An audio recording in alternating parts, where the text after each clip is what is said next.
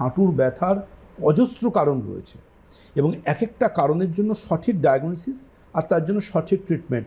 হাঁটুর ব্যথা মানে কিন্তু এবার আপনাদের ভাবতে হবে একটা করে ক্যালসিয়াম ট্যাবলেট খাওয়া নয়, হাঁটুর ব্যথা মানে ভিটামিন ডি ইঞ্জেকশন বা খাওয়াটাই একমাত্র পথ নয়, হাঁটুর ব্যথা মানে পেন কিলার খাওয়াটাই শেষ কথা নয়, হাঁটুর ব্যথা মানে একটা ব্যথা কমানোর ক্রিম নিয়ে সেখানে মালিশ করাটা শেষ কথা নয়।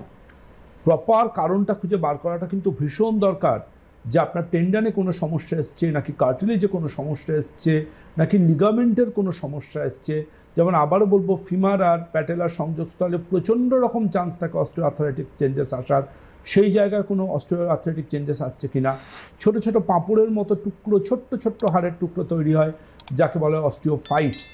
যখন কার্টিলেজ যা তৈরি হতে পারে না তখন অস্টিওফাইটস তৈরি হয়, এবং অস্টিওফাইটস যদি ওগুলো খুব সহজে ভেঙে যায়, এবং যদি ওইগুলো বাই চান্স ভেঙে যায় ওগুলো কিন্তু হাঁটুর এলোমেলো জায়গায় ওগুলো কালেক্টেড হয়ে থাকে, এবং তখন পেশেন্ট কিন্তু সাডেন বলবে আমার হাঁটুতে ব্যথা ছিল ঠিক আছে, কিন্তু এইরকম ব্যথা কীভাবে হলো যে আমার হাঁটু এত ফুলে যাচ্ছে, এত ব্যথা হচ্ছে। তখন মানুষ কী করবে, দিশাহীন হয়ে যান। তখন তারা পেন কিলার ইঞ্জেকশান নেন, সেখানে স্টেরয়েড ইঞ্জেকশান নেন, কেউ আবার হাঁটু বদলাতে ছোটেন।